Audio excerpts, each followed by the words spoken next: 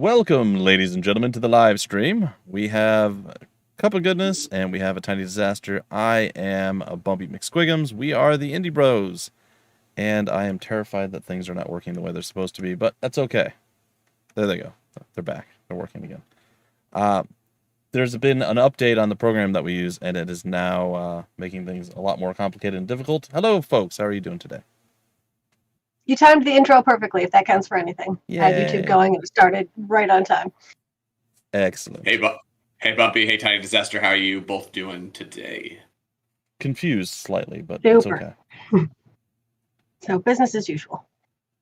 Basically. All right, so today we are speaking about things. The things that we are speaking about are ensuring your game stands out. Well, I mean, we've kind of already touched on this topic briefly a fair few times, I dare say. And yes, I can't bring this up, because if I bring that up, it will kill everything. All right, so we're going to basically focus on it a little bit more, and hopefully that will bring a bit more clarity to how things are working and how everything is supposed to transpire. So, if you would... It's kind of topic that brushes up against every other topic, so this is kind of the bringing it all together into one cohesive piece. Yeah, I think it's fair to say that there's going to be 75% of the things that we cover, have that Venn diagram that cross over with a lot of the other topics that we cover, and then we're just going to have that time. I think that it's good to. We're probably going to get tired of doing some of these mentions ad nauseum, but we know we have new folks viewing potentially every week. So reiterating some of the things that some of the best practices or things to avoid, etc. On these topics, I think are okay. But you're certainly right, Bumpy. These are topics that some of these things that we're going to be getting into. We have to kind of keep our eye on this show and how it evolves and such, because next week we have a great opportunity, new idea that Kelly came up with, Chinese Disaster, and we're going to be doing Steam mini reviews for users that reached out to us, other Twitter users that reached out to us on our tweet for that. So, Kelly, Tiny Disaster, apologies twice. Do you want to give us a little bit? You can call me by my name. Yeah, I know. Do you want? I'm trying to keep up the facade. Anyway, so do you want to give us a little breakdown about what we're in store for next week? Next week should be really interesting, just based on the games that have been submitted so far, because we're going to be doing kind of mini Steam page optimization reviews. So looking at, I'm not even sure how many we're going to try to do. We'll probably talk about that between now and next week, of how long we want to dive into each one. Do we want to get a little more in depth, or do we want to try to do as many as we can and find some common themes? So that kind of stuff we're still working out. But we'll be looking at a variety of Steam pages submitted by some of you, people who follow us on Twitter, etc. And then just kind of going over initial impressions, seeing if anything jumps out that can obviously be improved on, anything that we've learned and how it maybe can be helpful. Some of you, whether or not your game is one of the ones that we're going to be looking at, I am sure there's going to be things that can be applied kind of across the board. Yeah, I'm looking forward to that. I'm also thinking that, in my head, it's something that we can do, hopefully, on a reoccurring basis, periodic basis. I'm not sure exactly how many times we would do it, how often we would do it, but it seems like something that we could come back to because of the different content that we can get access to by people's submissions and such, their individual games. All right. Sounds like a plan. I am preparing many things, and I have to change how I do everything, so I apologize if I'm slightly more quiet starting off here. Oh, no worries. We had talked about wanting to share between the three of us a little bit more, as well as including the chat too. So let's try to get things started in that direction, and we'll kind of start just roundtabling as we're able to. So talking about notes. Okay, notes. Notes for ensuring you'll stand out. Oh, wait, don't say the notes part. Cup. Oh, okay. So ensuring you'll stand out. Stand stage left. All right, here we go. So first we have figuring out, then leaning into your game's hooks and anchors in your marketing efforts. And Bumpy will get this up when he gets a chance to. Again, we're kind of spinning our wheels because of some issues with some of the programs we've been using to get these streams off the ground. So I think I like figuring out phrasing, embracing your game's hooks and anchors. Ooh. Oh yes, yes. Leaning into, embracing. I like both of them. And either way, we talked about this a while ago on the show. I don't think we have we don't have any VOD at this point, but we were talking about Bumpy, if you recall, We're hooks calling and it anchors, yes. right? And the sort of the critical benefits of both. So and if anyone, essentially just a hook go would ahead, be something that grabs your attention, pulls you in, and then the anchor is something that keeps you there. Like stunning visuals might be your hook, and then solid gameplay would be your anchor. But it right? doesn't mean your hook and your anchor can't be the same thing. Correct. Yeah, and they can, and we talked about how how they can be different things at different times, and with different perspectives and different audiences can see different hooks and anchors. But one thing I always think of is something familiar, something strange. So something familiar is usually the anchor, and something strange is usually the hook. It doesn't always have to, again, it doesn't always have to be that way, but just little things that I remember. To get more specific, let's come up with a couple of examples, just off the top of our heads, because we're that good. I'm going to the store page since. Oh, no. Doing fancy things. It's fine. Keep going. No. I all I want to do is give some more specifics on hooks and anchors before we just move on from it. Well, and people go, wait, what the heck were you guys even talking about? Which I think we gave a little bit of details and stuff. Well, I mean, is that a fair definition as to what you would say a hook and or anchor is? I mean, I think pretty much covers it. Just so people at least have a rough idea of what. I think it very much depends on the game, though, of like Right. when you're looking to figure out your hook. Because like we've had kind of an interesting phenomenon on one of our social media accounts this week. I've been doing like on our Indie Bros plays, different spooky kind of Halloween game every day this month, and like I think we've done 5 or 6. Mostly getting a 200 views, same format, every kind of video, and then Graveyard Keeper is up at 30,000 views. The videos are structured the same. Like the video itself isn't it, but there's something about that, especially this time of year, that like, oh, here's a game where you get to run a graveyard, and you're basically just throwing bodies in rivers and digging up graveyards and all of that kind of spooky stuff. So there's just some games. Sorry, just real quick. I'd say for that one, Graveyard Keeper is one of those games that kind of outshined what people might think of with indie games. It's one of the success stories, I guess, if you want to call it something. Tiny Build represents it, which is a big deal as a publisher, right? Tiny Build's a big publisher. I remember going to a PAX where the Graveyard Keeper had an amazing display where you would actually get into coffins and play the game. Nice. Yeah. So there was like 4. I mean, I don't know how that you could not do that after the pandemic started. There's a 0 chance that that's happening now. But the 4 to 6, display cases or demo stations, I guess, so to speak, were actually, full on. You lay in the coffin and they put it down and you play the game. I think that was on top of the top of the coffin, that the part that goes on top. So very interesting. Interesting to see it get a lot of views now in 2021. It's a 2018 release, something that was sort of in the rearview mirror, but this time of the year, like you pointed out, Tiny Disaster, it seems like it's that kind of game that catches and maybe stands out a little bit more, as Bumpy pointed out, has that pedigree a little bit more than some of the other indies. But I think some of it is also just kind of the power of that hook is kind of where I was going with it. Of like, there's some games, like say you've made a platformer and maybe you have different features and your art's like, it's a platformer, but there's no super different standout from the genre kind of thing. So maybe your hook is going to be that you have a kind of art style that doesn't look like platformers usually do or something like that. Whereas you can have games like Graveyard Keeper where just that like tagline concept is going to be enough of a hook. I think you see it in Sims more than anything, probably, because you just have such a weird variety of, like, it started with, YouTuber life or PC builder of like, oh, games that let you do this weird thing that you would, more thinking Graveyard Keeper, you would never get to do in real life. So those little hooks can be different versus more conventional hooks.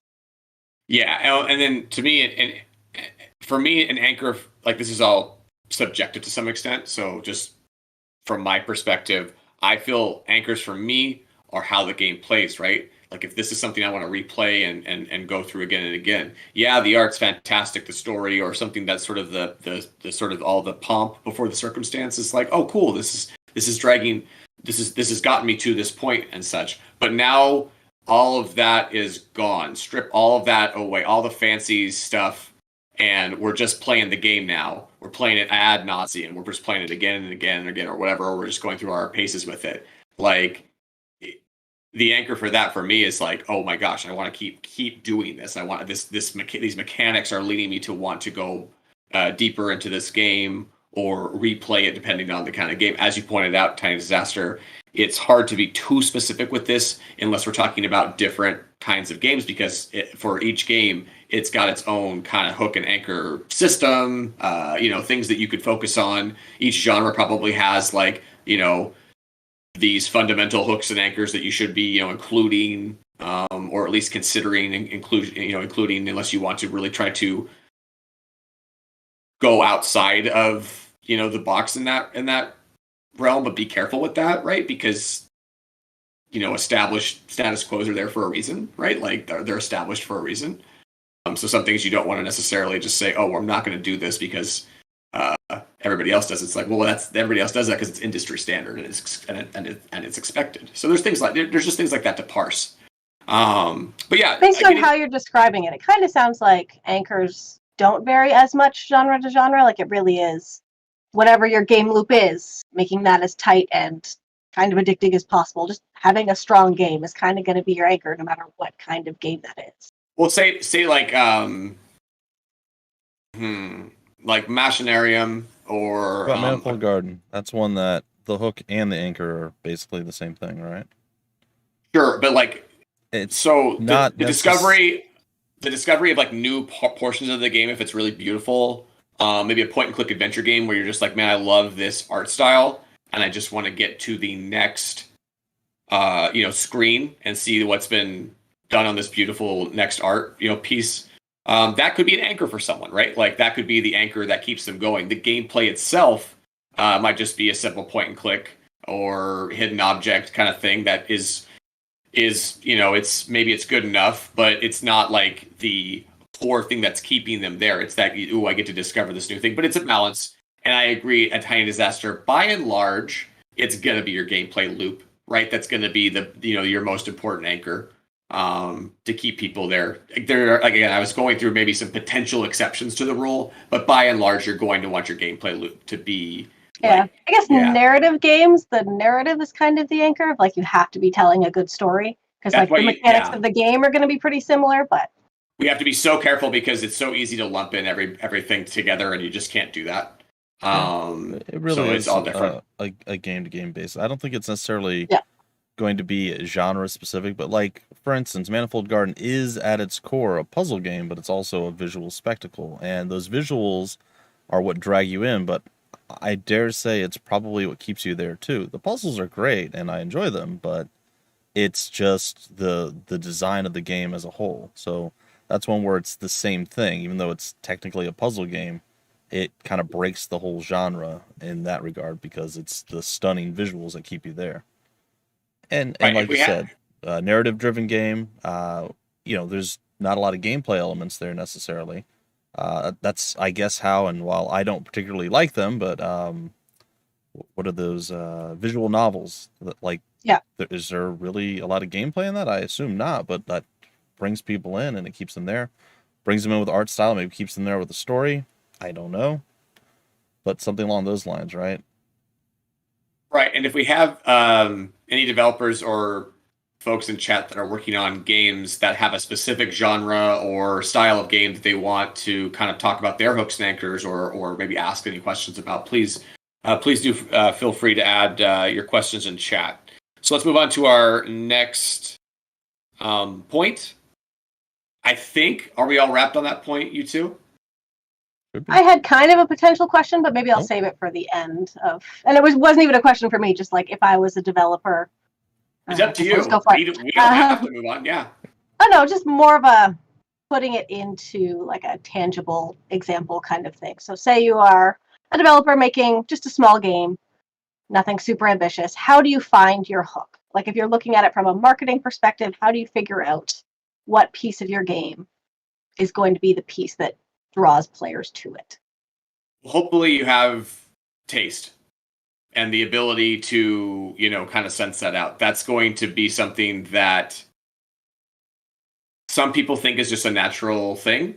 I think that, yeah, but you can also build it up and gain experience and understand what people's tastes are, what audiences are looking for in the market, and kind of thinking about that first and foremost.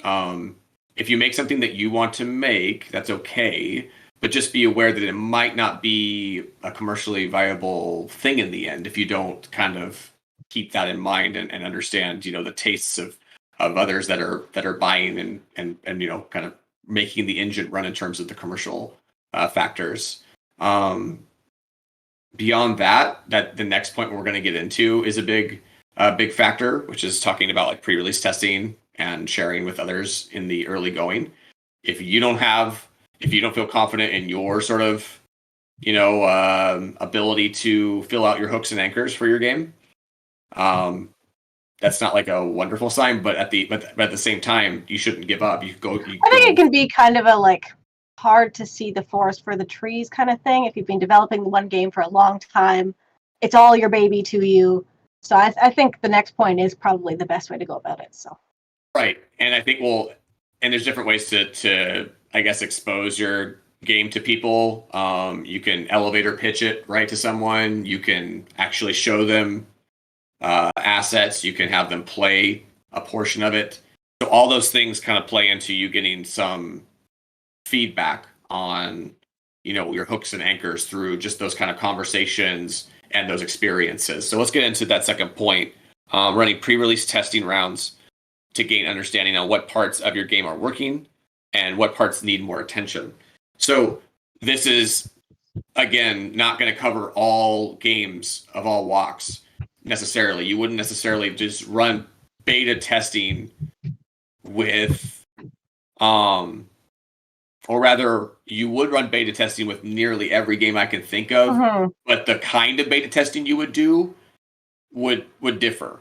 Is it open? Is it closed? How tight of a audience or testing group do you want to have?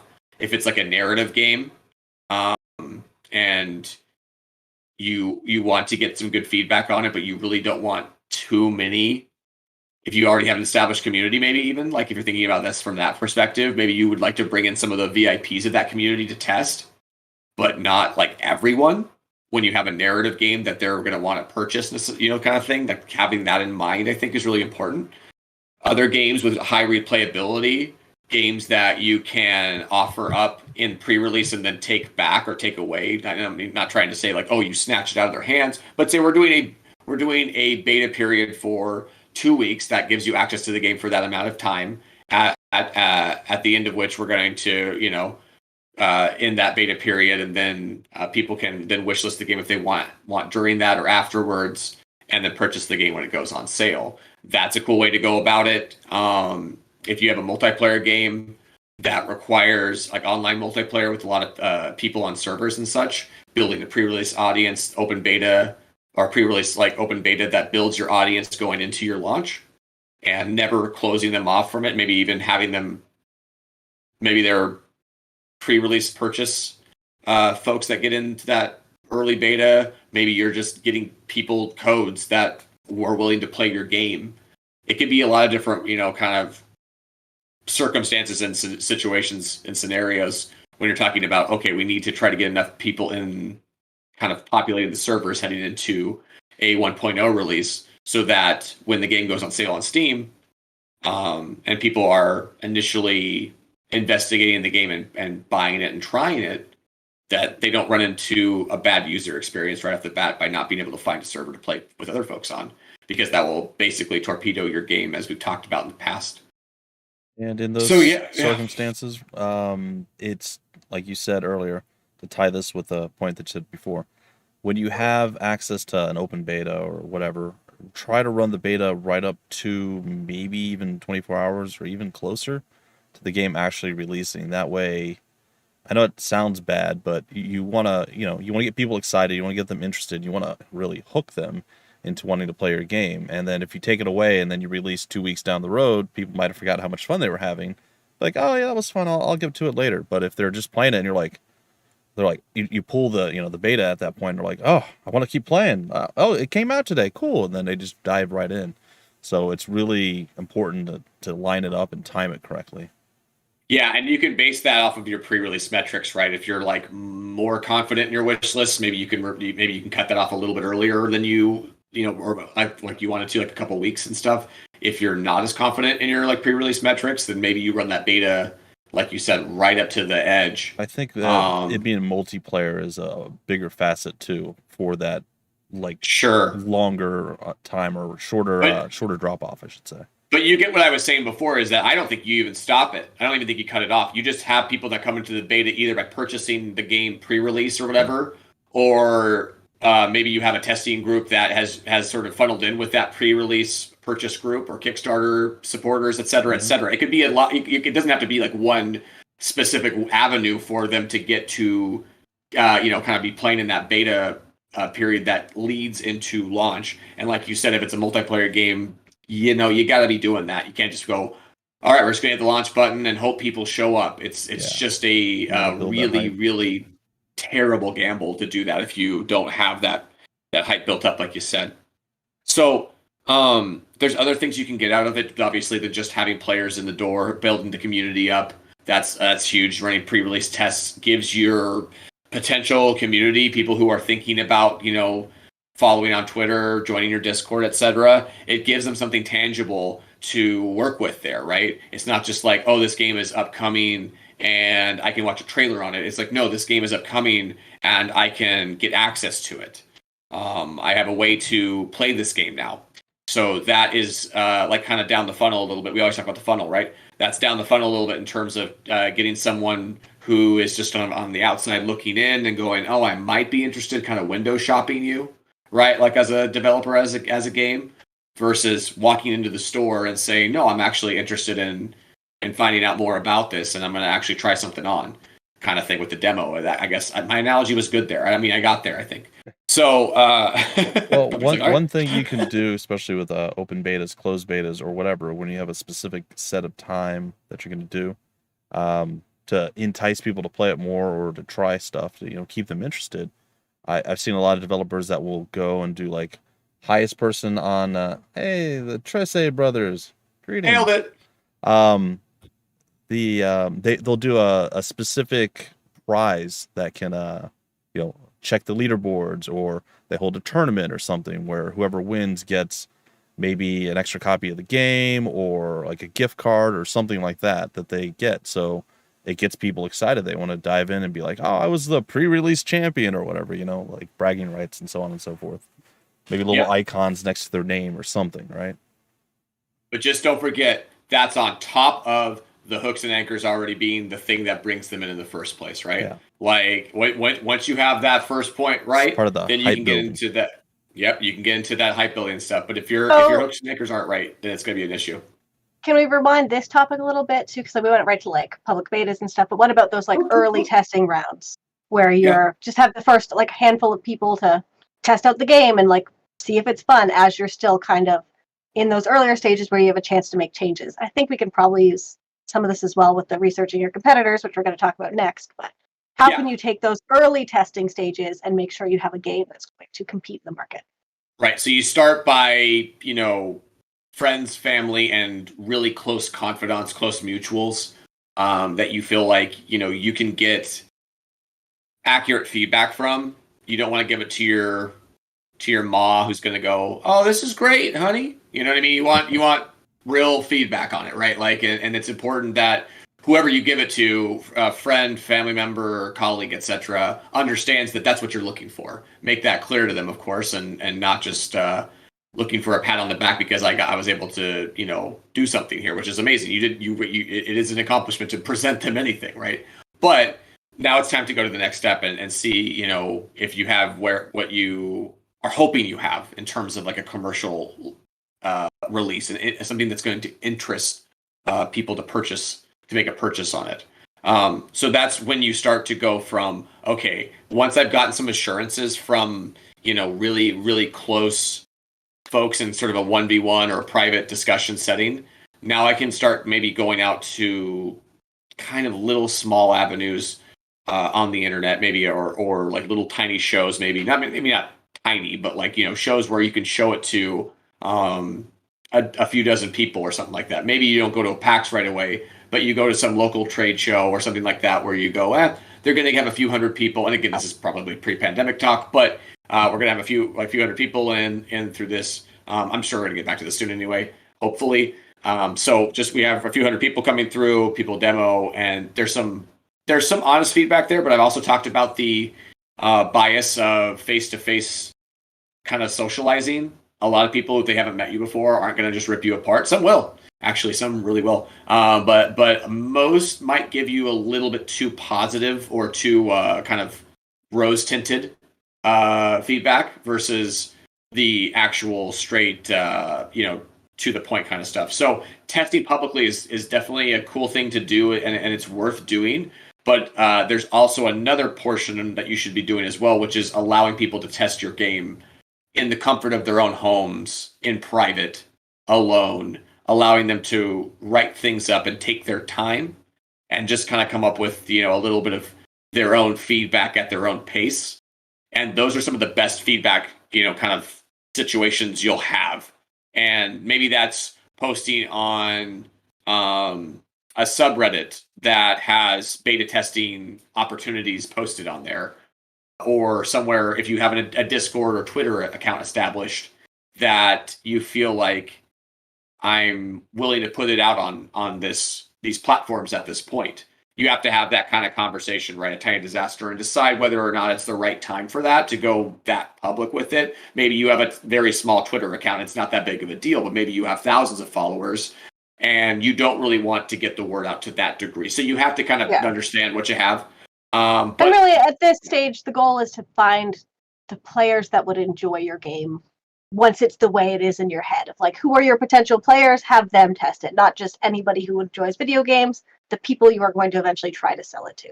Yeah. Who know what to expect in the genre, who don't need to explain exactly the nuance of exactly what you're trying to do, who just want to play it. Yeah, and this is a bit of a loaded word, but you want to get your evangelists in as early as possible. The people that are going to just represent your game and always talk about it word of mouth. Also, they're going to be there a lot, right? There's evangelists that spread the word about your game. Word of mouth is great, but also like I see evangelists as people who are always in the room that are testing, like testers that are always available. Not that I'm saying like, oh, we need you available if you're just doing this for free, but you'll find these folks, if your game is that level of interest, that want to just be involved all the time. And it's not an annoying thing, it's a wonderful thing. So make sure you have the right perspective in terms of having people that are that interested in your product, in its success, and know how to, not use them, but like utilize them, I guess. Like they want to be utilized. Like they're like, please help, let me help.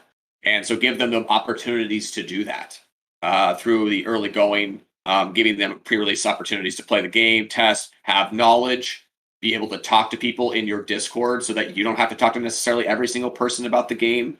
That can be very helpful. Yeah. So just real quick, since we have, and I'm sorry if I'm butchering the name, the Tresse brothers, I'm aware of their games. In fact, I've covered one of their incredibly deep and complex games, and I brought it up here on the stream so you guys can see it, Star Trader Frontiers. So maybe they could, I don't know if you want to necessarily say, we don't want to put the pressure on you, but how did your early, like people getting their hands on the game early, did that make a big difference for you guys? Or what did you feel? Was it like each time it was like, oh, this is cool. Oh, we found something different. Because you also get feedback, and that's something you're talking about. You don't just want your mom to be like, it was great, honey. Please do more of that. Would you like some lemonade? No, you want somebody who's going to be like, I really like the game, but this, and this, I wasn't crazy about. So was the feedback worth it, and did it help shape the way, I guess, the game was designed? Let's see what you guys had to say about that. Any thoughts from you, A Tiny Disaster, or Cupogoodness? Some kind of advice from the publishing world that I think kind of translates over here as well, because in publishing, or just writing really, so you write a book, beta reading is a big part of the process of like, once you've edited it a bit yourself, you're having someone else read and give you feedback.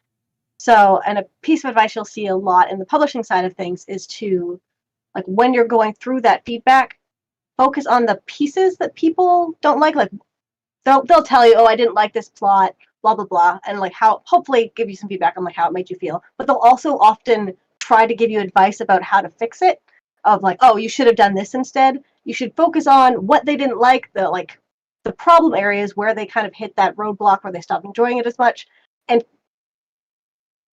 mostly ignore, I'm trying not to be rude, but mostly ignore the advice that they gave you. Like, it's still, you'll have a better sense of what you're trying to do with the game than they will. So what they're bouncing off of. Very well-meaning, trying to give you, oh, you should do this instead. And sometimes it'll be great advice, but a lot of the times it's just not going to make sense. Yeah, and don't focus too hard on it. Yeah, that's exactly what this guy wants, but not necessarily what's going to make sense in the bigger picture.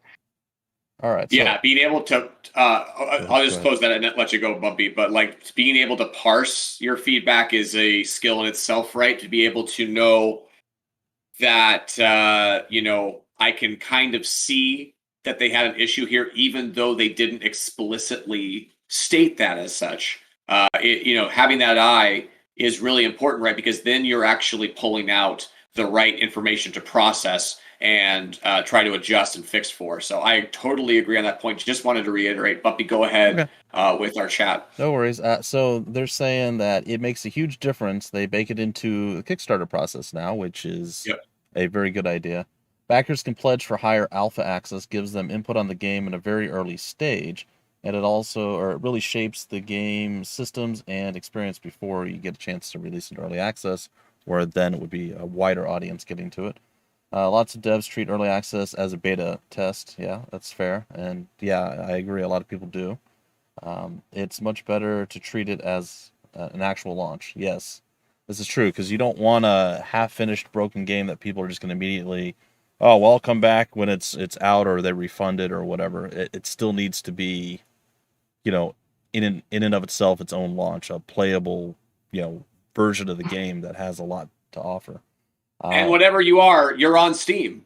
Yeah. Whatever you are, you're on Steam at that point. You're available to purchase through Steam. Big number of eyes, right? So it is critically important that you get something good there. Get feedback early, and it'll prevent a lot of negative reviews before you're on the market. We're about to go through this with your next game, Cyber Knights, which will have approximately 1,000 players, and private alpha. Nice.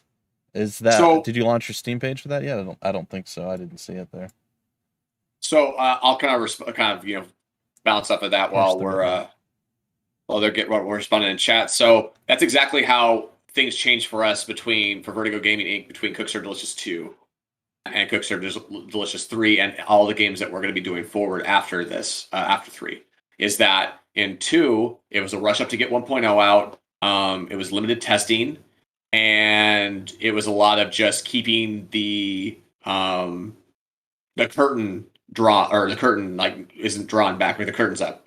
And we never, kind of got enough people involved in the early going to get the critical feedback that we kind of needed to see how the critical reception and commercial reception was going to go. So the game CSD, this is like a cautionary tale that I think I've told before. CSD2 comes out. The developer the lead developer has kind of gone all in and put all of his efforts to get that out and is exhausted. And then there is a lot of, question marks and, why is it this way? And why, how do you navigate this? And little like UI issues that people are having that we didn't really understand would be coming up until it got to a larger audience, right? And so suddenly now this exhausted developer has to, pick himself back up and start working to try to fix this again, or leave it be and, let a bad situation stay bad, I guess, not necessarily get worse. But it wouldn't improve unless there was effort and work put into that. Flash forward to CSD3, where we did. We have a group called Taste Testers on the CSD Discord, and they're like our testing group that gets to access gets private access essentially to pre-release builds. And then of course now with CSD3 we did an early access launch, and that wasn't until way after we did a ton of stuff with the taste tester group, which isn't 1,000 large, but is dozens and dozens and dozens of people, if not hundreds, at this point. And then with the 1.0 release, you just have it so done the right way that you have the assurance that you've done it in the right way, because you've had the players bounce off of it already that you need to, the dozens or hundreds of players that you would need to, if not thousands, as they're doing. It's such a critical and important thing to not. There are parts of your game, there are little secrets, there are little like maybe screens and reveal things that you might want to keep kind of behind the curtain, but you don't want to do that for the most part. That approach, especially if you're a new developer or trying to gain garner the hype and such, is a bad move. You need to be getting more people excited about your game by letting kind of more people in the door, understanding that you're not losing sales this way, right? You're only gaining sales by exposing more people to a game that they don't know about yet, right? Like there's this weird notion, I think, that they're like, well, what if I give away my game for free too much? It's like, well, you're trying to reach a certain level in commercial sales anyway that you're not going to reach if you don't get this thing out there. Like, I don't understand why people think like this. There are so many people that are willing to buy your game if you have the right audience for it, but you have to know that first, right? You can't just go, yeah, probably. And, it's just so arrogant, I think, to think that in so many ways, to go, yeah, I totally know that I've nailed this audience without any testing, and it's going to hit the market. I don't want to reveal anything, and I don't want to let anybody have the game for free at all to test, to figure out these things. It's just such a backwards way of thinking. And some devs think like that. It's crazy. Well, that kind of goes into one of those things that, like, some companies still don't understand, and sometimes it's just too much. But the whole idea and concept of people like me, content creators who go out and cover games and so on and so forth, like, oh, they're giving you games for free. If you bought them, you'd support them more. If I had to buy every game that I've covered, I would only maybe have covered 10%, yeah, or less, or I'd need to be or a you'd millionaire. be broke. Yeah, I need to be a millionaire, because, like, without the generosity of the developers and publishers and all the folks that do that, there's no way I could have the same reach that I have, that all the stuff that I've covered. And if only even one person's like, oh, that's cool, I didn't know about that game, and they wish list it and eventually buy it, that's technically, it doesn't really cost them anything. But if you want to still think of it as, well, they gave you a code that you could have paid for, they've already made back their money, right? So anything after that is just profit. That always dev. Yeah, it's like always devs. They're like hoarding, like, oh, hundreds of copies sold might be lost here. Hundreds of copies sold. Like, what are we talking about here? Like, that's not usually the expectation goal that you're going for in a commercial release. So you're talking about already sort of being a defeatist attitude, that your game's not going to go viral enough to get past thresholds of, again, making that investment of letting some people in the door early or for free, etc., so that you can reach those, potentially reach those thresholds you need to reach. So it's such a such a backwards way of thinking. And anyway, it's a little bit tangential to this point, but Yep. Pre-release testing rounds, letting people in the door, getting people hyped up early, letting people. This is community management as much as anything. Tiny Disaster, really. I mean, this move of letting people in the get that pre-release test going early. I mean, your community is going to build from this just as much. Or you're going to benefit. You're going to see the benefits of a community building effort just as much by doing these things as you are going to have a better game because of it. If that makes sense, and it's all kind of feeds back into each other. Yeah. A couple other things before I guess we'll move on. We'll have Tiny Disaster wrap up. She's got any final thoughts there, but mentioned getting your store page out as quickly as possible to make sure you start garnering wish lists. I have a little bit of a caveat with that, but I do agree with it. But you need to make sure, again, it's one of the 3 times that you have the highest visibility on Steam. Steam gives you like a little bonus visibility, essentially. It's when you launch your Steam page, when you go into early access, if you're going that route, and then when you do your official 1.0 launch. So while the appeal and the allure may be there to just immediately post your game, get your Steam page out immediately, you want to make sure that it's eye catching, that you've done all the right things that you can do for it. We've talked you about got this. your copy correct and in the right order. I totally agree. And also, you might put an announcement. Hey, Floofy. Tiny Disaster's got a Floofer spine. But sorry, that was such a cute dog. 1 second. Had to get back on target. You want to put something behind every kind of involvement of being on Steam, right? Like you said, the coming soon, the early access and or the 1.0, but specifically the coming soon. Early is better, but don't do it so early that you can't do the full on you want to make announcement of this game is coming soon. It's going to be out in 2022 or 2023 or Q3 in 2022, whatever you want to say. But do a full announcement. Try to get additional sources outside of Steam to be pushing traffic through, and hopefully making that initial kind of first blush on Steam a nice spike of wish lists, which it's going to be anyway. But you want to try to kind of fuel that fire. I think that's what you were kind of getting at. Yeah, and they did it right here. When you look at Cyber Knight's Flashpoint, though, you don't see Flashpoint up here. It's interesting. Regardless, sorry. Not trying to tear it apart. They did a good job with their store page. If you guys check the stream here briefly, Cyber Knight, Flashpoint, they have about this game, and they have nice visuals here. They've got everything explained out. It's separated by good visuals. They kind of have, it's sort of a GIF, I suppose. Yeah, it looks good. Like, this is what you want when you're going to go and put your first foot forward. Essentially, you want it to look solid. You want everything to be in place and not just be like, I'm releasing this game. It's a Cyberpunk XCOM. I know that's not what it is, but like Cyberpunk XCOM, like it, and then you just have like one sentence and your graphics look terrible or something. Like, you don't want that. You want it to have the full package and something that you're proud of. You think it looks, it looks good. It's eye catching, and it has all the parts that we've talked about many times over in the past.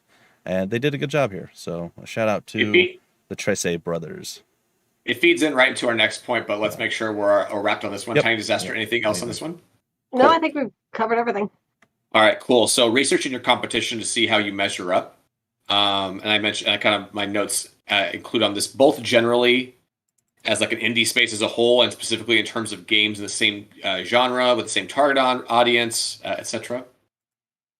What we were just talking about with the store page, there's been some research done there by these developers, right? They've seen, or they just kind of know already. They've done the research in the past, and they have the understanding of what the best practices are for a Steam store page. What's kind of the status quo, like we talked about before. What's expected from Steam users to when they come to a store page. What the expectation is. And again, you're not going to eschew those things unless you are meaning to do that, right? If you want to have like a one-word description, because that's like kind of the point of the game, and you have high confidence that that's going to work, that marketing effort's going to work, then yeah, go for it. But for the most part, you're going to be looking and studying your competition to see kind of especially you should. I shouldn't say especially. You should study all competition, whether it was a success, middling sort of result, or a dud. There are things usually to glean across all those fronts, and there is survivorship bias, I believe is what it's called, where you're only looking at successes and saying, look what they did. We have to do exactly what they do to get by. And they have certain things. They might have certain privileges, might have certain deals, things that worked out for them that you do not have access to. And it's a bad sort of approach mentally to think like that. So you want to be like able to glean from all different kind of levels of your competition, what's working, what's not working, what's expected. Whether it be from content creators or more just as important, if not more important, the people that are going to be purchasing and playing your game. So like your players and consumers. This also goes more beyond just the Steam store page stuff. It was just a nice segue, right, from that. But you want to research your competition in terms of gameplay as well.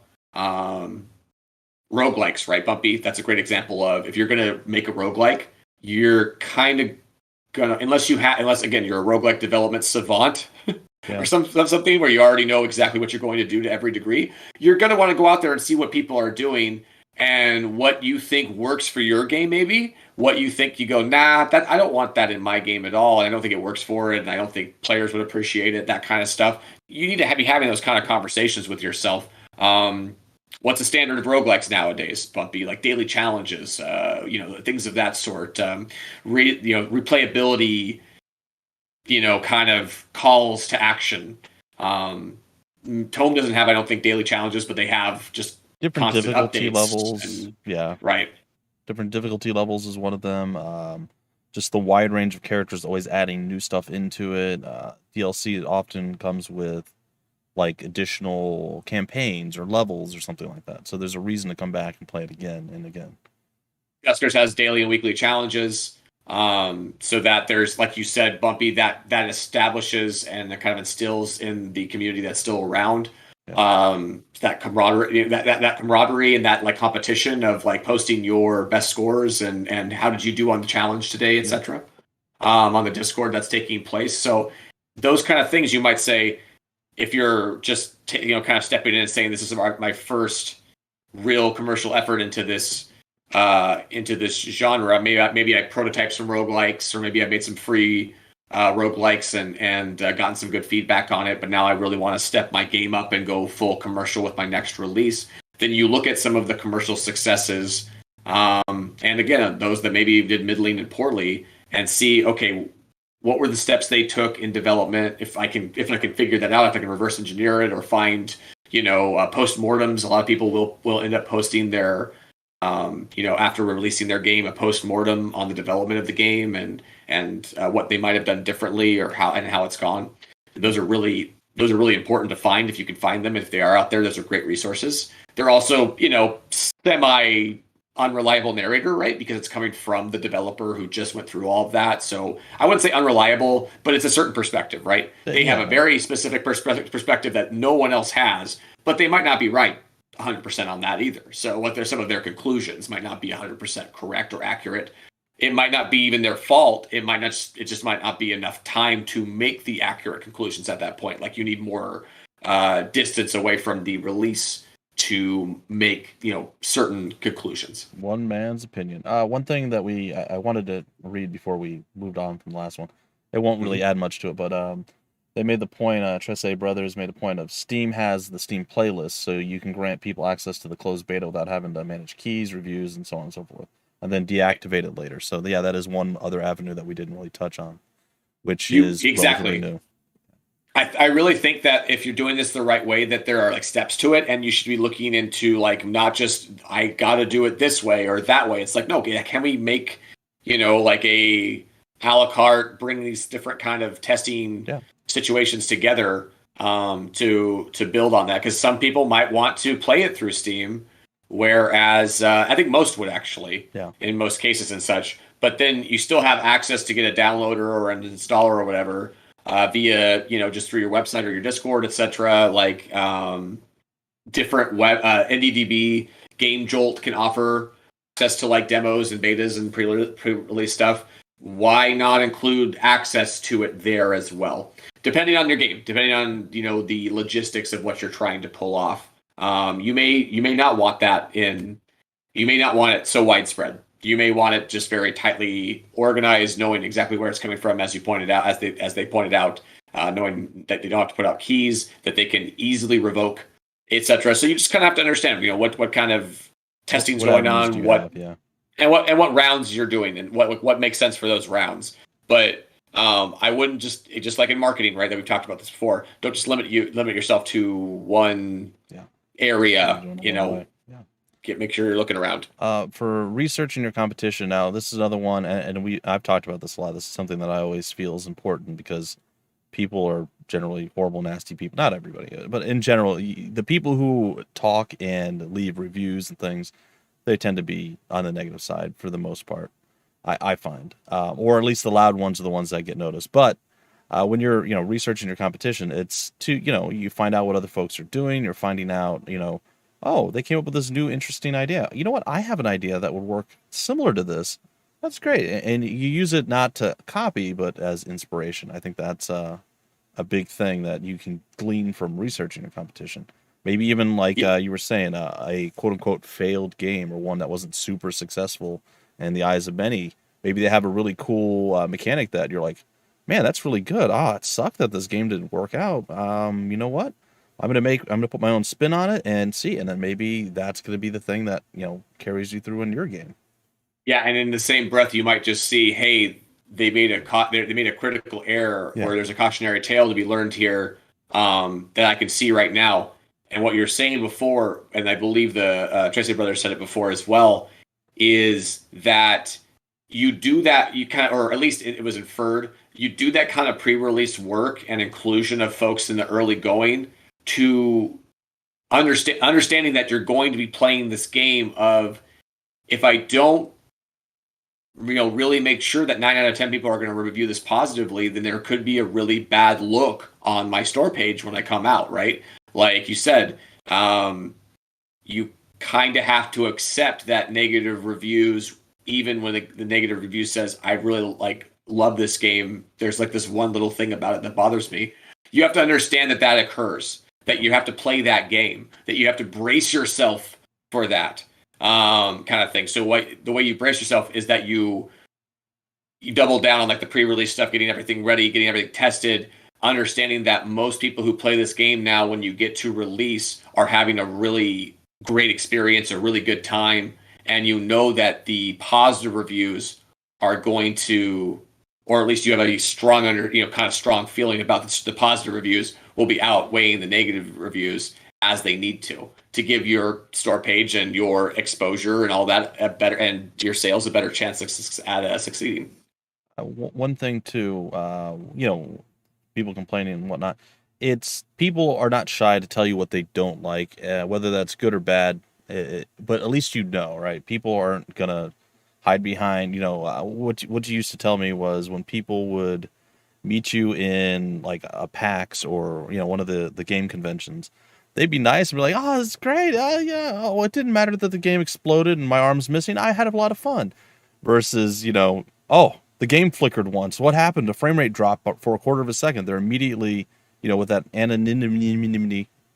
I can't say the word today. I knew it was going to happen. Being anonymous, they don't have to worry about any consequence. They don't have to worry about the social unnicety of, saying that they don't like something. So you do get a more genuine or raw feedback that you don't normally get when you have someone who's trying out your game at a booth, for instance. So there is something to that. Right. Yeah. I think it always comes down to, when you're releasing your game, are you assured that the only negative reviews are going to be from unreasonable people? Yeah. Because if you are, then you're in a really, really Yeah. good space. Like, that's a really good space to be, where you're like, the only negative reviews on this are going to be people that are just completely unreasonable. Like, that are going to be like, Realistic space. I'm sure there are game devs who think that way, and it is not accurate. You need to be open to the advice. Yeah. And what I mean by that is, make sure that you've kind of confirmed that through lots and lots of experience and testing and all that kind of stuff. One of my favorite sayings or shirts or whatever I saw one time was, "Haters gonna make a good point." And so I always love that, because no, there are some haters that are just the worst, that it's like they're not trying to criticize, or they're not trying to give you critical feedback. They're just being asses, and they're just being nasty, and they're not really giving you a whole lot of feedback to work off of and stuff. But some people who can kind of come off a little or even particularly nasty, there might be things to parse there, if they're giving you kind of specifics or details, that kind of stuff. So there is a thick skin aspect to all of this. We've talked about this before, whether in most areas and with most jobs in most areas of the industry, you have to have thick skin to deal with some of this stuff, and that's no exception. You're going to have to look some of your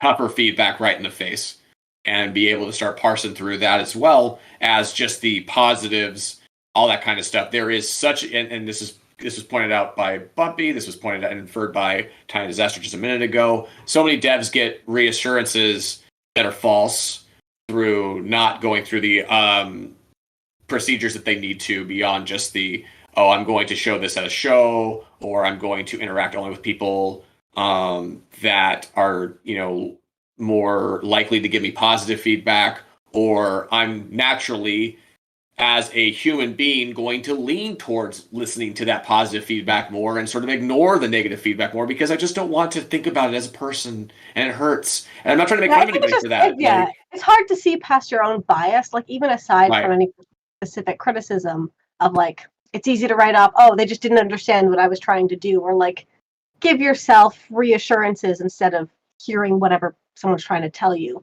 So it's just, you need to step back. It's not actually your baby. Right. Nobody will make a perfect game ever. Right. And sometimes you might, the day after you get that feedback, be like, that person, like, no. And then like a week later, you're like, you know what I mean? It's just, sometimes you got to digest. Yeah. And so you don't want to just you don't want to just upfront reject anything, right? You might say, this is how I feel about it now, but I'm not going to just say I'm never going to think about that again down the road as maybe I digest and sort of pick this apart a little bit more and get a better understanding of maybe why they said that, why that opinion was expressed. Be clinical, right? Be a scientist about it. There's this is all sociology stuff. So there's a lot of parallels with releasing a game, doing game stuff, and doing content creation. So back in the day, one of the things again comes with thick skin, and people might have good points, but they're just horribly nasty about it. So back in the day, Mutanat and I were trying to do coverage of, I believe it was Divinity Original Sin, the first game, and we were just kind of having fun. We're watching in the opening cinematic. We're just kind of talking over it and just like, oh my god, it's not really. I don't know. I've changed my idea and concept behind all of that myself, going through this for however many years. But back then, there was like no respect to anything and so on and so forth. And somebody's like, you guys need to shut up. You guys are a bunch of idiots. We don't hear you talk. We want to see the game or whatever. And I'm just like, ah, ha, ha. So we mock the person, and it was just a terrible thing to do. Mock the person and just like, oh, we're just going to talk nonsensical gibberish for the first 20 seconds of the video, just to really make fun of them. But later on down the road, just on my own, I was like, stuff like tutorials, stuff like opening cinematics and all this stuff, people put a lot of time, energy, and effort into making all these things, and to just not give it its time to shine, voice acting, all this stuff went into it. That's kind of rude and just kind of obnoxious. So I've changed my thing. And again, the person went about it like the worst possible way to say this. Right. Versus... It puts you like when it comes in and the feedback isn't kind of like when it comes or doesn't come with any kind of charisma on it whatsoever. Yeah, I mean, like he could have said something. It could put you.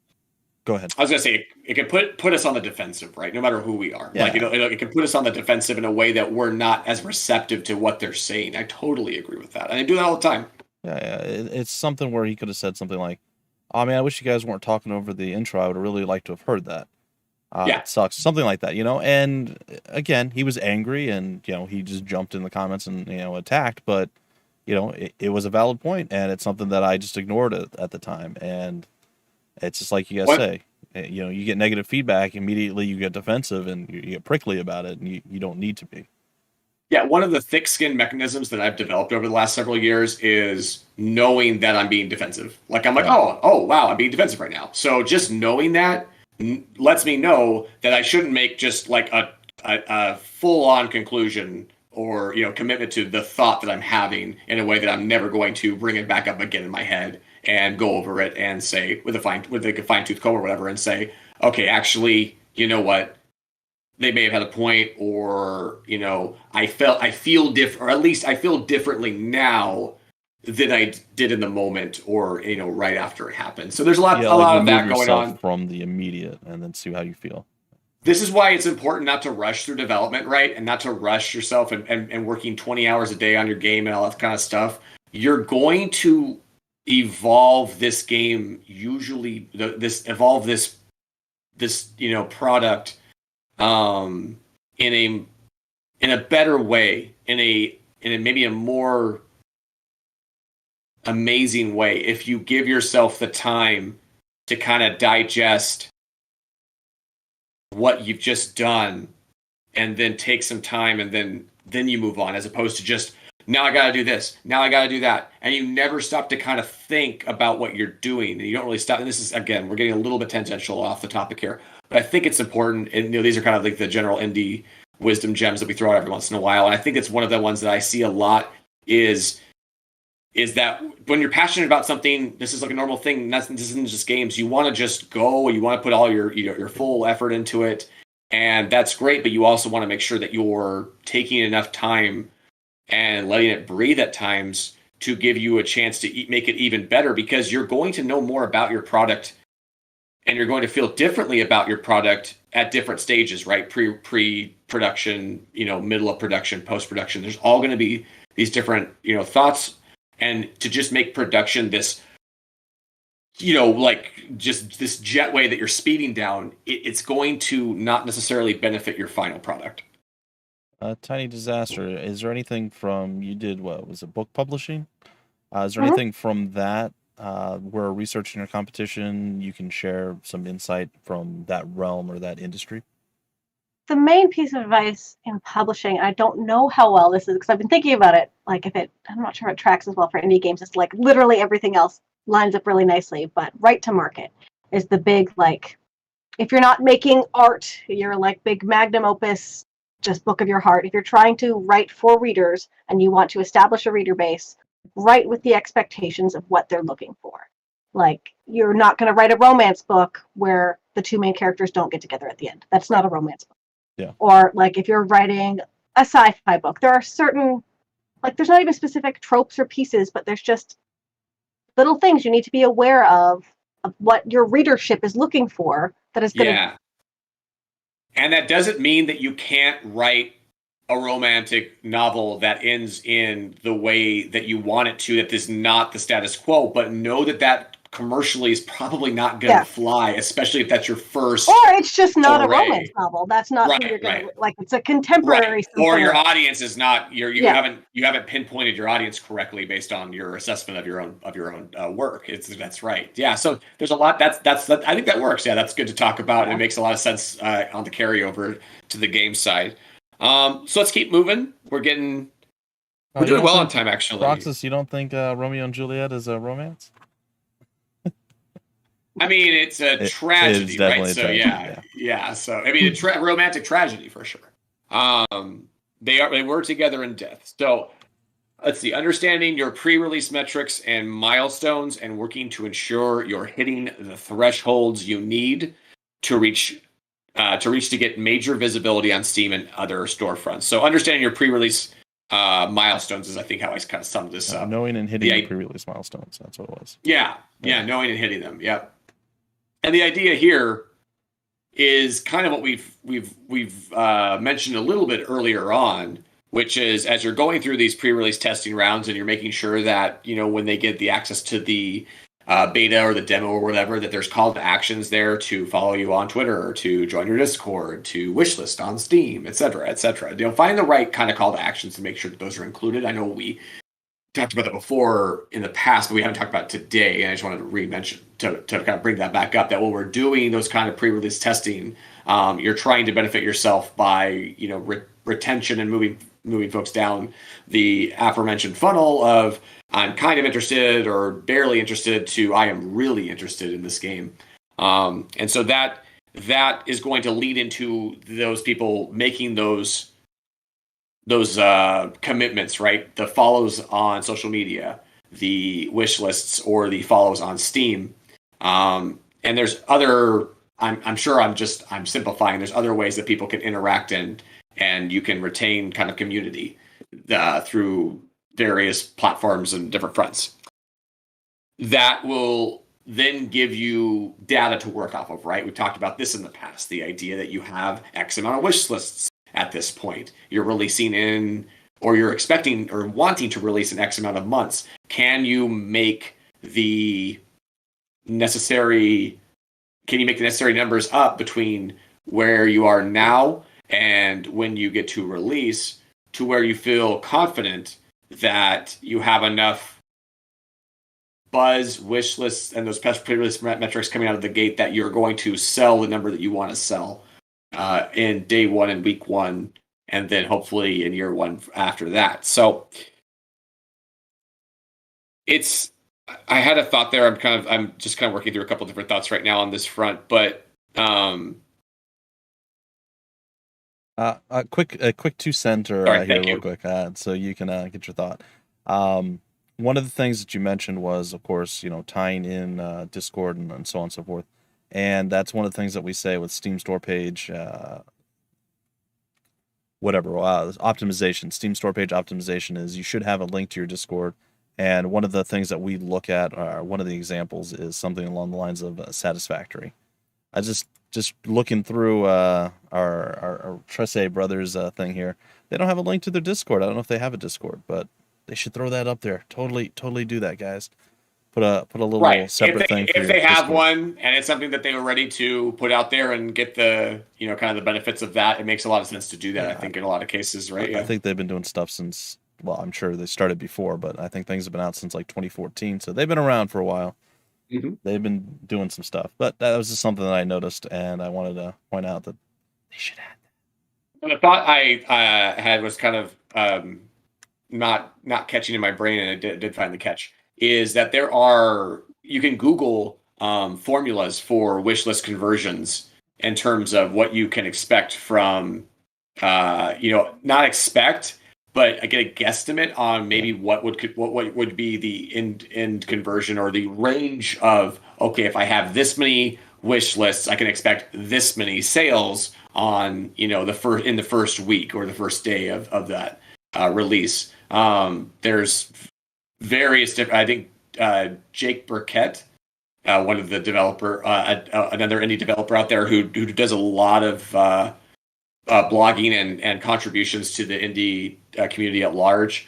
Every year I think he goes over that formula and kind of sees how it measures up because it moves, right? It's not a formula that necessarily is perfect all the time, because the amount of wish lists that convert to sales is a thing that is fluid. It changes, not all the time, but it's something that's kind of ever evolving.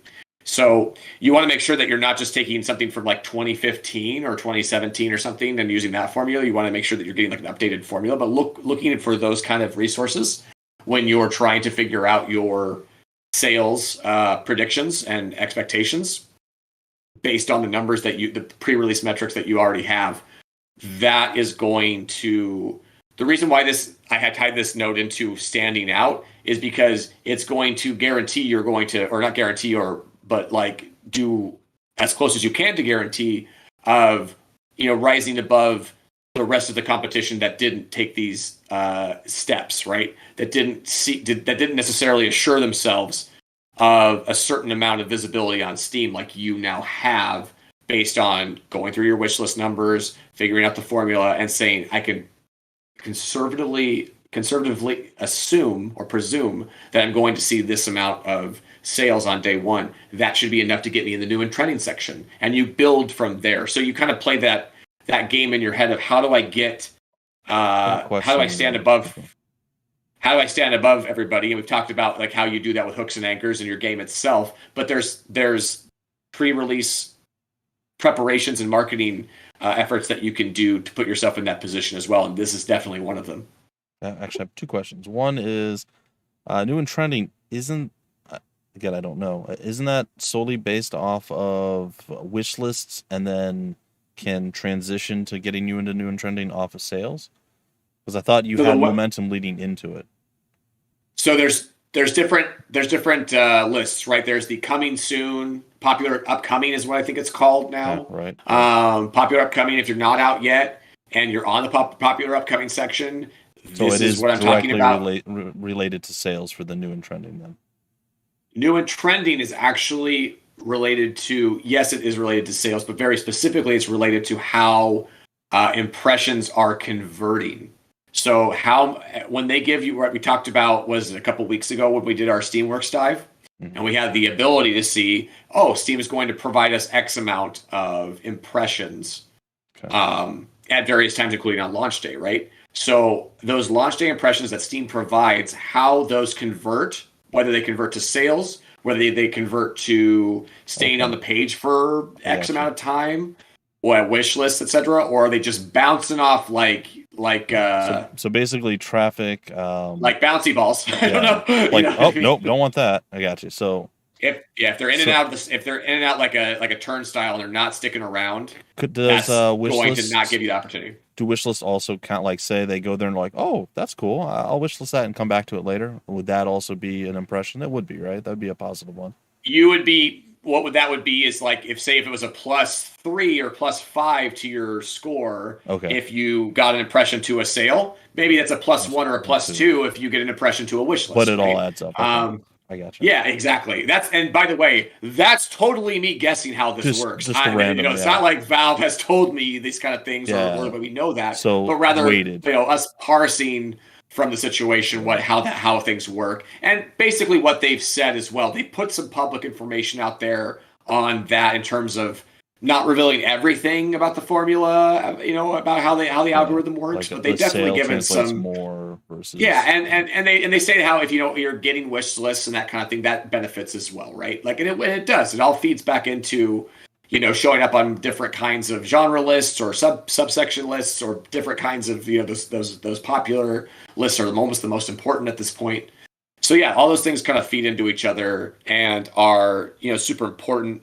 I had something, but I lost it, so let's keep moving. Okay, I have a second question. Could you just I won't say ramble off the list, but just make what exactly would be pre-release milestones? Is there like a list that you would like to see hit? You don't have to necessarily go into like deep dive into each one, but right. and what it is and just a brief description of it.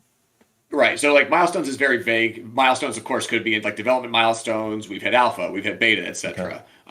In that regard, thinking about how many wish lists or what the numbers you would like to see at that point, right? Like it's like we want by this milestone, 6 months out from release, we would like to have reached 5,000 wish lists. That feels like a reasonable ask for a lot of the developers that are trying to make a successful commercial game. You'd like to get to obviously 10,000, 15 or 20 by the time you get to 1.0, but 5,000 is a good metric 6 months out, right? So you have that going, you go, we're going to hit beta at 6 months. We'd like to have the wish list like that. And then also, what's the plan after that milestone to build between that one marker and the next, right? So that milestone actually is going to be a big thing for us because we're going to open the beta up and we expect the wish list to spike right away at that next point. And then by the time we get to our next milestone, we should be, based on our last milestones opening up, hopefully that's built the numbers up like we want them to be. So it's just about planning, right? That's what I mean, really, is just going through and saying these are the spots that we've already kind of put a star on, or the dates or the points in the development, I guess, timeline. We want to be at this point at this time. So right. So whether it's Discord followers or Steam wishlist, but you should be focusing obviously on the metrics that are like related to Steam, like the wishlist and such. First and foremost, the social media stuff and the Discord, all of that is important and definitely feeds in. But we found and I know we've talked about this before. It all starts and kind of ends on the Steam store page where you can purchase the game, where the buy button is. That's where it kind of starts and ends. And a lot of the traffic that comes from outside of that is less impactful than the traffic that is led right to it, I guess, through Steam itself and all that kind of stuff. So something to keep in mind. I have a question for A Tiny Disaster. It's kind of more for the overall ensuring your game stands out, but would there be any examples or suggestions that you would make from a social media standpoint that could help you maybe prior to launch or even earlier in development at specific times? I know it's a lot to ask, but just didn't know if you had any thoughts on that, just sitting there at the tip of your tongue. Because it's hard to come up with any like the milestones kind of comparison, but consistency would be where I'd lean, of like, don't just show up on social media at each milestone when you want something or have something to announce. Like you have to keep showing up even when it's not you trying to get something from people. Because Understood. otherwise, people won't care when you do. Yeah, milestones are there because of the work you did in between the last two, or the 2 points, right? Like the 2 milestones are so the next milestone is there because of the work you put in between or after the last one. So if you don't put enough work into it, that milestone is going to fall flat, and you shouldn't be like, oh, this milestone is what's going to suddenly become the bring in the metrics and stuff like that. It's like, no, we spent these last couple of months or whatever, pushing few months, etc., whatever, pushing towards this milestone in a very intense way to get the wish list where they need to be, and then that benefits, kind of the next push.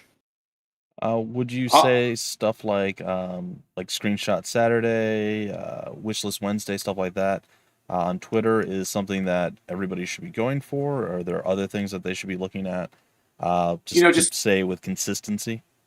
Manage your time wisely. Like if you don't have time for it or you don't feel like doing it, don't just do it at the detriment of your other work that you need to be doing.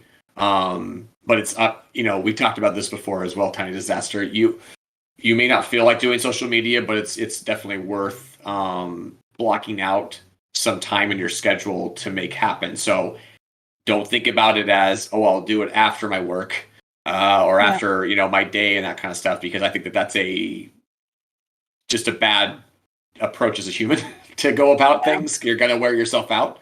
So make it as part of the process a little bit, even though if you're like, it's not necessarily something that I'd love to do, make it part of the process and commit to it. And if you don't see great metrics or numbers from it for a while, consider switching it up or giving it a rest, that kind of stuff. I know Tiny Disaster's always said, mix it up and experiment. Those hashtags in particular, I always have mixed feelings about, because they're a good way to show up consistently and engage with the community. I feel like a lot of the traction people tend to get is from other people also hoping to get traction on their games. So they're going in and liking a few games and making their own post. But it's going to be your mileage may vary as you start to get people following you because they want updates. Screenshot Saturday can be great to show, here, this is what I did this week. But it's not that you're getting no visibility at all. It's just that your audience is different than you may think it is. You might be just advertising to more people that are like, yeah, but I'm also trying to get mine as well. It has nothing to do with, we're all just kind of supporting each other, that kind of thing.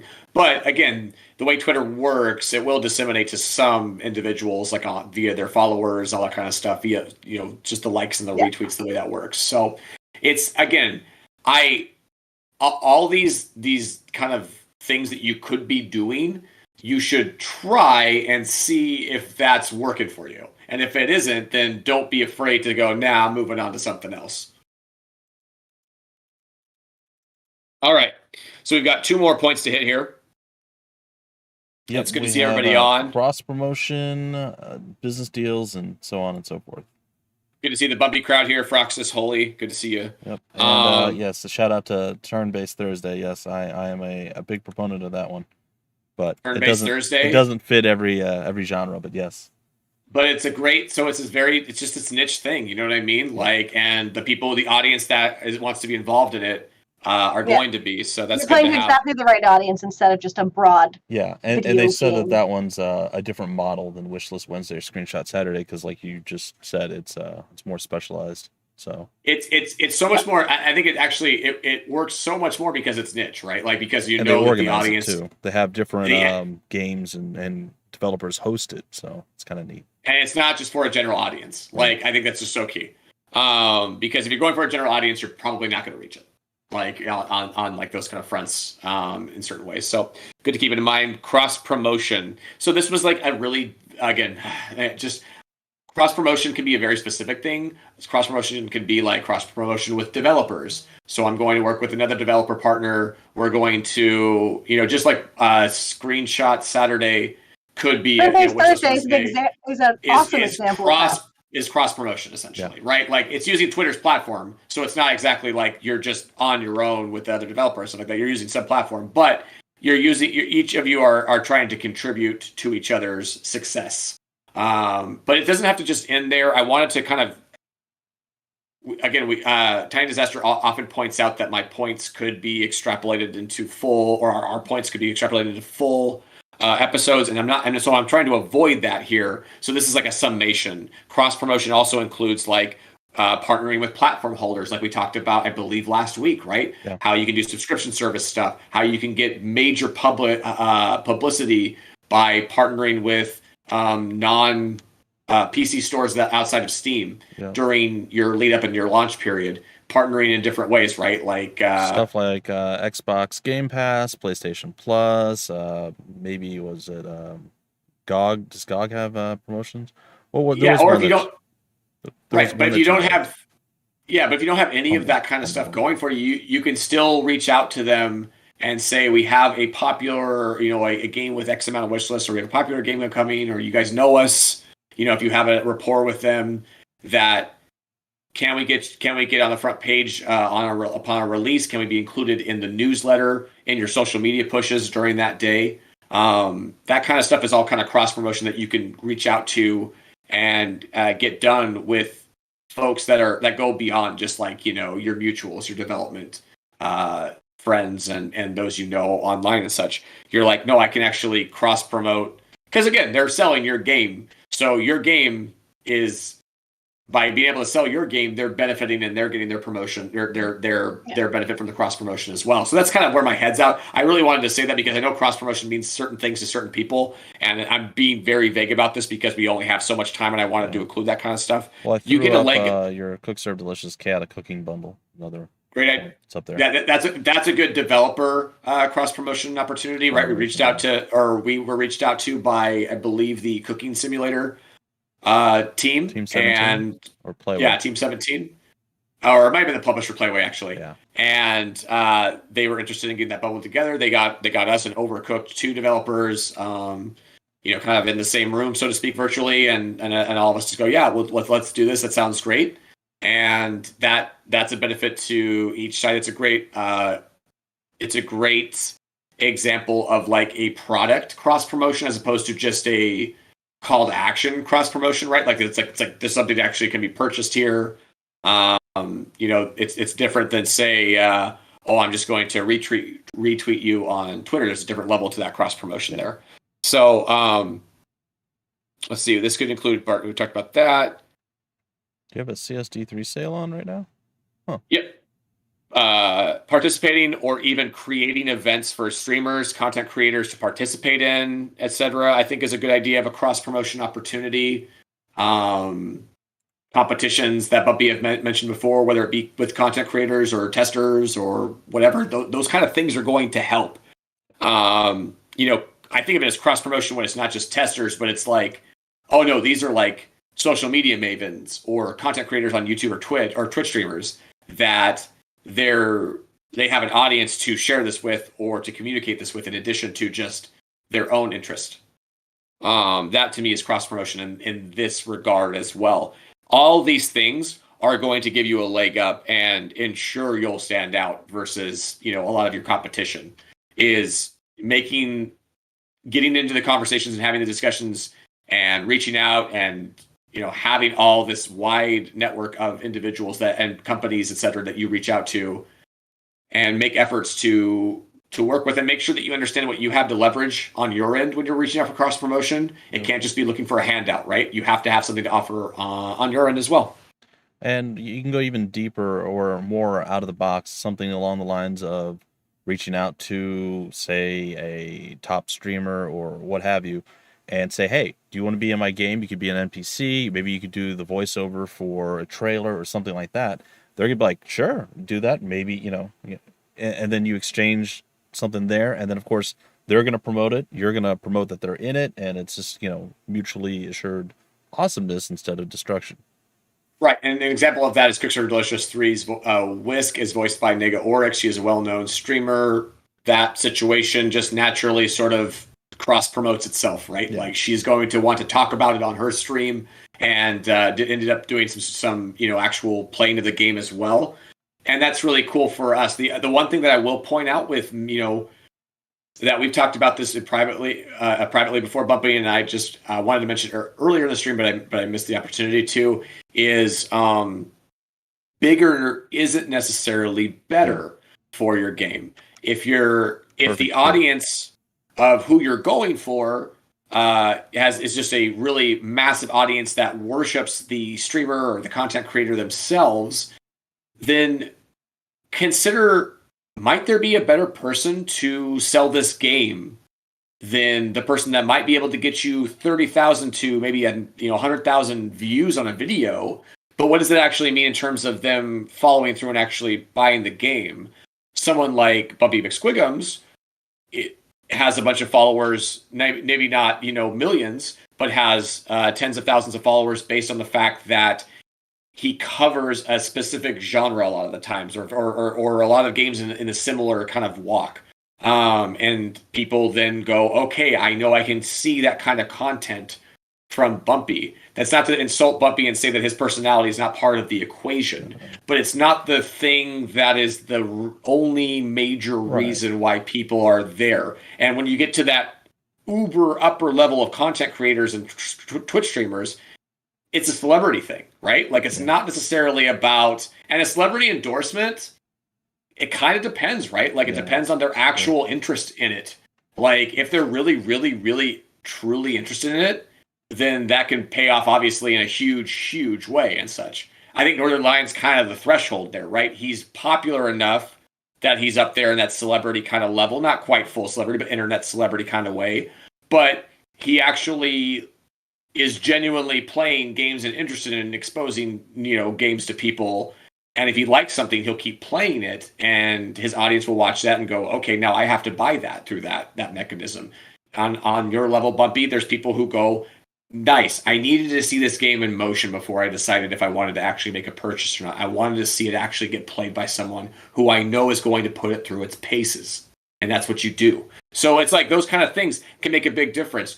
I don't want to get into too much personal stuff, but sponsorships are now starting to shift a little bit in terms of any developers talking about, I want to go sponsor that big, major, huge content creator. And it's like, no, I want to actually spend my money better on maybe smaller or mid-range content creators who have audiences that go to them to learn about games, to figure out whether they're going to make purchases on games or wish lists on games, as opposed to, man, it's really cool how they scream a lot and have pink hair. You know what I mean? I'm not trying to make fun of anybody at the highest levels, but what's the audience there? It's not actually the content creator or the streamer isn't necessarily the most important aspect of that for the developer. It's the audience that's watching that content creator or streamer that's the most important aspect. Yep. If you want to, I'll go through chat. The Tresse brothers said that they're doing a Cyberpunk games showcase with 2 other developers and a streamer as part of a Cyberpunk day on Sunday. So that is a perfect example of doing the cross promotion thing. And some things work great. Sometimes they're just duds, but you gotta make the efforts and go for it and see what works, and then study the data after that and say, okay, are we going to do this again? Are we not? What have we learned? Always something to benefit when you go through a process versus if you don't, right? In most cases, and not always, but in most cases, it's better than just sitting on your hands and hoping that the wish lists tick up or whatever you're trying to get done. Thank you. I'll copy and paste. Is there anything from business deals, or is that all still kind of part of the same thing? What do you mean specifically? As far as you said, cross promotion, and then like the next one was like a list. Business deals. Is that all kind of tied together as the same type of thing? Because it was cross promotion, business deals, and so on. Yeah. Business deals to me in this particular situation is part of cross promotions, because I don't have an hour and a half to talk about the differences between business deals and cross promotions with developers. Gotcha. But what we're trying to say is work with other entities, organizations, individuals outside of your own, circle or studio or, self, and make sure that you have something to leverage and benefit, their side as well. And go find a way to build mutually beneficial opportunities. Yep. And know that there are different levels to it. There's, the small, I'll retweet, you'll retweet, that kind of thing. And there's and then there's the go get big business deals done with people kind of thing. And you should be looking into both of those aspects. So our last point. Our final one. Once you feel, go ahead. No, you take it. Outside of the box marketing, then you can go into the more detailed. Yeah, outside of the box marketing. So once you feel like you're doing, this is kind of the wrap up point I wanted to make, because I was going, when do I include this talk or this point? Because everything we talked about before, I think is much more fundamental. Yeah. Like you need to be doing a lot of these, Yeah. right? The things that you should be doing and making sure that are kind of in place before you start going into the experimental thing. Because I can tell you, if you asked me 10 years ago what I was doing as a marketing manager, and you talk to me about that now, I kind of look back at it and kind of cringe because I was spending a lot of my time where I shouldn't be spending it, right? Like I was trying to experiment and try new things, or maybe going down avenues that have already proven itself out to be kind of meh. And I kept going down them again and again. So you got to be able to, gain your experience and go through your paces and understand that, make those adjustments. But again, like if you feel strongly about it or you're experienced and you feel like, we're doing the fundamental things we should be, all the aforementioned points, then experiment with and explore new avenues that you can potentially market the game, etc. Like, or your team. What's the budget you have to work with? Keep that in mind when you're kind of coming up with this plan of outside the box ideas. One thing I mentioned was the CSD for Cooks Are Delicious at the public showings. We started out with aprons and like chef's hats, and then evolved that into actually buying embroidered Cooks Are Delicious chef's jackets, which are way cooler to wear versus the apron, the $5 apron that we I think fake dirtied up with like brown crayon and green. I don't know why we were doing that. So I guess we were trying to say that we were really cooking it up, but didn't want to actually go through the actual process of it. A nice clean chef's jacket feels really good though. We even considered branding and sponsoring an actual food truck outside of major events during the Cook Serve Delicious 3's lead up. Logistically, that was going to be a challenge. So we ended up not going that route, not just because of the budget, but because there was a lot of city code violation type stuff that you'd had to kind of consider. Gotcha. You can't pull a food truck right up to PAX apparently. You know what I mean? So Gotcha. It's like, where would you, but if we were intrepid enough or wanted to get it done, and we had the budget for that, we could make that work. Like we'd say, okay, where's a lot of foot traffic coming from PAX that we're allowed to have that food truck out?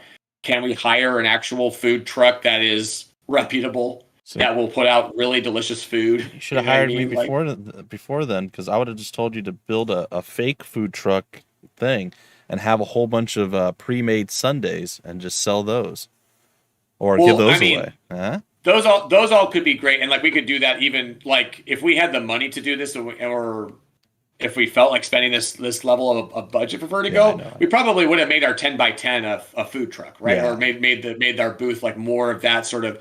You have to approach us at the the opening thing, and then they would play the game. Yeah. And we'd have their merch on sale in the back. We totally would have done that if we were willing to drop that level, I guess, of money on that. But you got to know kind of is that if you're doing it for fun, you have the budget. That's great. If you're doing it for return on investment, yeah. You might have an issue with that when you look back on it, right? So you have to understand kind of what you're doing. Is it for you and for the fans, or is it actually part of your, bottom line, kind of stuff. So when you make those kind of experimental leaps. So again, we decided to go with the stuff that wasn't crazy expensive, that we felt like this isn't going to harm us. Yeah. Trying these things out, throwing on the chef jackets, doing. Like we did, I'm thinking all public event stuff right now, but we had a at the end of the demo in Cook Serve Delicious 3, when you played it on the PAX floor, it would say, would you like, and actually at the beginning too, it was like, would you like to sign up for our newsletter? If so, you'll be entered into a drawing for our Sunday plush. And we got so many signups. So I mean that was such a beneficial thing that it's like you have to remember why, or rather, when you're there, how do you convert and how do you convert all of this, positivity and goodwill and people playing your game and such? If you just kind of say it'll take care of itself, then it's not. You're going to have the mechanisms in place and such. But that's kind of going back to some of our other points. This is all just about being willing to sit down with whatever product you have, with the team you're working with and the budget you're working with, and saying, what can we do that's special? What can we do that is your favorite word, Bumpy, kind of unique to this product, right? Like this game itself. It's total buzzword at this point. and it isn't what it originally meant at this point, because nothing is really unique at this point. But what are the special things? And I think you said earlier, Bumpy, the word best fit, right? What are the best fit things that maybe for this game that we can be doing that are like both inside the box like we talked about, but also outside the box ideas? And so at some point we should probably bring up some examples that we could look at. Maybe not today, but we could, since we're wrapping up. But we could look at examples at some point, and maybe even have a back in a second. But just saying, like like a Tiny Disaster, we could sit there on stream, bring up a store page, and say, okay, we have 2 minutes to write things down and brainstorm some ideas in terms of what you might do to think this could be a cool marketing idea, and see if we can come up with anything. 2 minutes is quick, but like 5 minutes is probably preferable. But it's on stream, so I don't know. It's an idea anyway. But I think it's cool to put our actual our job minds to work in that regard, right? Like we're actually like focusing, making ourselves go through an exercise. I don't want to like torture us or anything at any point. But right, yeah, and like for anyone trying to do this for themselves, having someone else to bounce ideas around with does help a lot. Rather than just sitting there and trying to be super creative, like having that back and forth gets you a lot further, a lot faster. Yeah, if you have a studio or a team to work with on this front, to actually do a meeting or sit there in the room or a virtual room, etc., Zoom, and have that conversation versus just writing down some ideas. Although, pre that meeting to write down your notes, if you have thoughts in mind, go ahead and do that, and then bring it to the table and evolve from there. Yeah, it doesn't need to be a lightning round in a professional capacity. No, not at all. It just be based off the reception. Yep, go ahead, Bumpy. Okay, so Ubisoft released Immortals Phoenix Rising last year, I believe, sometime around Christmas-ish. And they sent a little care package for any of their partners that wanted to sign up for it. And essentially, it's got like it's not really a toga, but something along those lines. It's got a little card that comes with it, and essentially you could kind of dress up like the heroine or the person in the thing, and kind of stream it or whatever the case is. So this was one of those out of the box, or thinking outside the norm, different marketing schemes. Thinking inside the box in this particular case. Yeah, like literally came in a box. Yes. Well, the physical mailers is something that we've done for a couple of studios before. I guess that is technically an outside the box idea, because physical mailing is like a fundamental thing that you might include. Like you might send stuff to like content creators or reviewers, but what you're sending is totally going to be tied to what your product is. Yeah, and I honestly can't think of a lot off the top of my head, but I have seen some things where like they don't even tell like the content creator. They just send it to them, and they're like, I got something in the mail from X developer, and they're like, and they live stream the basically the box opening, and they see all the cool swag that comes with it, and then the game, like, oh, this is great, thank you, whatever, for doing this, and that garners some goodwill, obviously with the content creator, but oftentimes their community as well, because they're like, wow, these developers really went the extra mile to take care of it. Now, sometimes, and I've also heard horror stories about the actual mailing of stuff.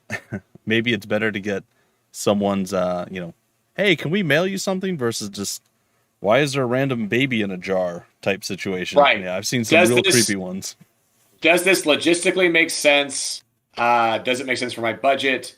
And is this person that may know nothing about this game going to receive it in the right way, in the correct way, right? Like so a lot of AAA marketing companies, I think, have made these mistakes before, but not indies maybe, but not on the same level. No, I missed what Tiny Disaster said while I was gone. Trece Brothers was very happy about it. A lot of applause. So I'll have to go back and watch that. Check the tape. I will. If you want to catch it. Tiny Disaster doesn't speak twice. That's right. Like, I put it down, you walked away. I don't repeat myself. I only do one take. Inside the box. One take, Tiny Disaster. The inside the box joke. I got it. That's good. It's like, thanks guys. I'll just have to cry and huddle with my printing tonight. It's fine. I think that's about it. I think that wraps us up. I mean, what are we doing? It does need to tie into the game, right?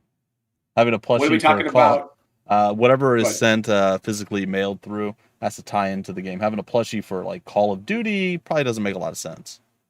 So yeah, the physical mail does need to kind of fit what you're doing.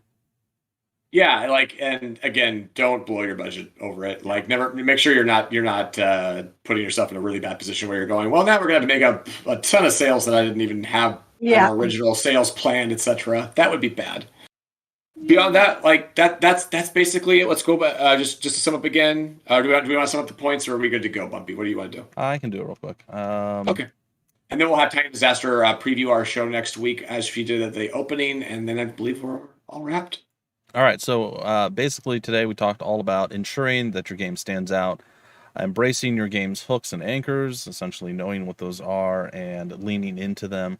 Essentially, the hook is what grabs the people in, and the anchor is what keeps them playing. Run multiple pre-release testing rounds to make sure you get feedback and you know that your game is going in the right direction. Research your competition, make sure you know what else is going on. You don't want to like, hey, here's a game that has industry standards from 1985 and it's 2021. That's not great. But also you can get inspiration, all sorts of other things by researching your competition. Knowing and hitting your pre-release milestones, very important. You set goals and try to hit those goals, essentially. Know what they are, from wish lists to, I don't know, maybe you're trying to build a Twitter following or Discord following. Make sure you set those goals, make them realistic goals, and try to hit them. And if you don't hit those, shift your strategy to make sure you hit them further or further down the line when you make new goals. Cross promotion, business deals, etc. Look for opportunities to promote on various different platforms.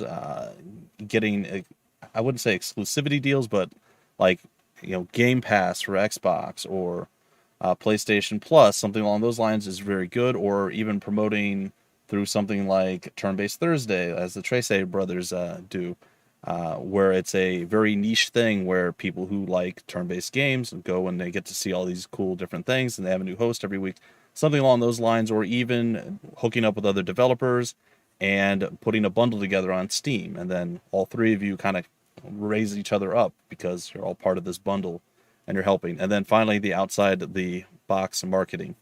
Just come up with something that's different, unique, maybe a little kooky or wacky, and just go with it and see how it works. Just make sure it fits your game and you're not breaking any laws. I think that's pretty much it. Always good advice. Yeah, those two rules is a good one. Those are two good rules. So, what are we doing next week? Next week is almost like a boots on the ground version of this, specifically looking at Steam pages, because we're going to be doing a bunch of mini reviews of games that were submitted to us and having a look over a few different Steam pages. I don't know how long we're going to spend on each one, but we're going to give some initial thoughts and things that maybe could be better optimized or strengths you can lean into. So we're still collecting game submissions for another couple of days on that one. Select some games, and this time next week we will chat about them. So it should be interesting. Where could they add where could they submit their submissions to? Twitter is probably the safest way to do it. You can find more details on our feed over there. I've got another tweet about it going out tonight. So it really is as simple as send us a link to your page, and we will add it to the list and then kind of pick out a few, trying to cover some different genres and just what's going to give us the biggest picture is how we're going to pick which games we use. So that would be at IndieBrosPR on Twitter. All right. Any final thoughts? It's going to be an interesting pre-show prep for that, because it's not the same as putting notes together for a topic that we're already knowing we're going to talk about. I don't want to go. Are we going to go into it totally blind? How are we going to do it, you think? I was going to ask that in post chat, so we will figure it out. I'll give you the options tonight, and you can tell me what you think will be the best bet. I just want you all to know that they're pulling me away from the international for this, so it better be an amazing talk, or heads are going to roll. We're asking for a small window of your time. We'll be okay. It'll be a small window. I don't know, man. It could be the greatest Dota in the history of Dota. Anyway, that's it, guys and gals. Best pre-show prep in the history of pre-show prep. There you go. Anyway, folks, that's it for now. Next week, mini Steam page reviews or Steam page mini reviews, or however you want to say it. That is what we are going to be diving into doing. There's submissions that you can submit and submitify. I don't know. You can basically put your game up there for us to take a peek at by going to Twitter and at IndieBrosPR and submit your game through there. There should be various links and things up there for you to, or posts, for you to follow. And we'll be back same time, same place next week with another game development chat. or game industry discussion, as it were.